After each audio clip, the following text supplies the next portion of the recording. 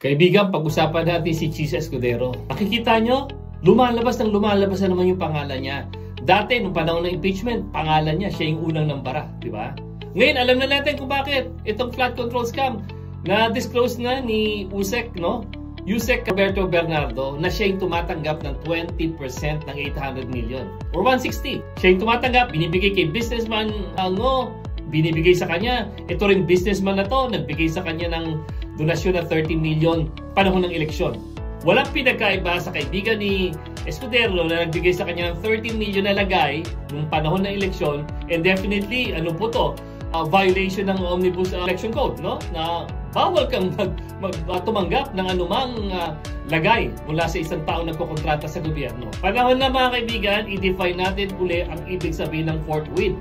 Diba? Forthwith. Ano ibig sabihin po ng forthwith? Dagli-daglian. Ang tanong ko sa sarili ko, siguro tinatanong nyo rin, bakit pa may isang dating Senate President na naandyan sa upuan?